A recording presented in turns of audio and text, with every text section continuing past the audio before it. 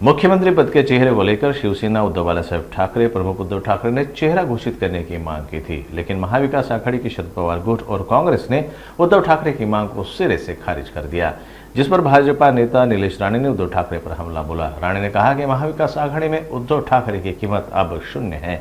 मुख्यमंत्री पद तो दूर, कल को उन्हें राज्य मंत्री भी कोई नहीं बनाएगा। वे मुंबई में मीडिया से बात कर रहे थे। मी काल पण पत्रकारांशी जेव्हा बोलताना मी त्यांनाही सांगितलं की उद्धव ठाकरेची किंमत महाविकास आघाडीमध्ये आता शून्य झालेली आहे।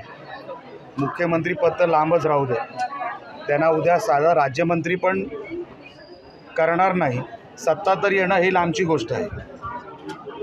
त्यांना जर काही स्वप्न पडत असतील, काँग्रेसला जी काही स्वप्न पडत आहेत ती काही स्वप्न खरी होणार नाही। आणि त्यांच्या ज्या काही वाटाघाटीमध्ये उद्धव ठाकरे आज तिसऱ्या क्रमांकावर आहे। पहिल्या क्रमांकावर काँग्रेस आहे असं काँग्रेसला वाटतं आहे, दुसऱ्या क्रमांकावर तुतारी आहे आणि तिसऱ्या क्रमांकावर उभाटा आहे। हे जोपर्यंत उद्धव ठाकरेंना हे रुजलं पाहिजे की त्यांची किंमत समाजामध्ये शून्य होत चाललेली आहे, त्यांना आता काँग्रेसच फाट्यावर मारत चाललेली आहे, हे आता काही चित्र लपवण्यासारखं काय राहिलेलं नाही। उद्धव ठाकरेंना त्यांची किंमत ही कळली पाहिजे।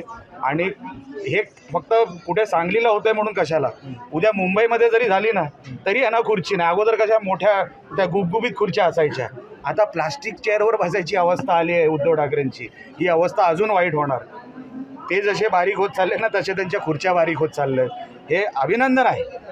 तुम्ही जे काय चित्र हिंदुत्वासाठी जे काय तुम्ही ती फारकत घेतली हिंदुत्वाशी, तुम्ही जो धोका दिला, जी गद्दारी केली, हे त्याचं फळ आहे। दुसरीकडे राणेसाहेब एक महत्त्वाचा प्रश्न राहून गेला, तर समोर आलेले काय सांगाल त्याविषयी? हे बरोबर आहे, आपलं म्हणणं अतिशय बरोबर आहे। म्हणून आमचा हा छोटासा प्रयत्न आहे की ही लुटमार कुठेतरी बंद व्हावी।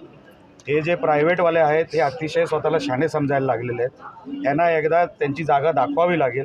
पण काय सणासुदीच्या दिवसाला आम्हाला हे वातावरण खराब करायला आवडत नाही।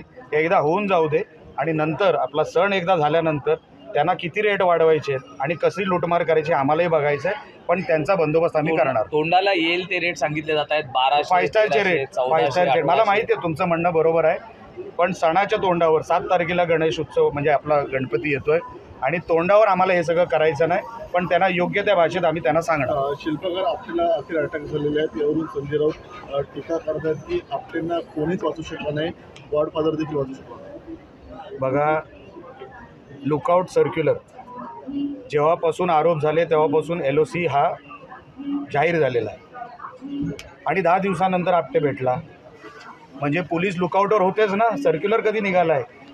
मुळात काय, संजय राऊतला त्याच्यातलं काहीच कळत नाही, कायदा कळत नाही, काही कळत नाही। त्याला काय तुमच्यासमोर बडबडच करायची आहे। लुकआउट सर्क्युलर म्हणजे काय एवढं तरी माहिती आहे का? कधी निघाली लुकआउट सर्क्युलर? LOC कधी निघालेला आहे? आता आरोपीला शोधायला जेवढा वेळ लागतो तेवढा लागला आणि आरोपी काल पकडला गेला। सर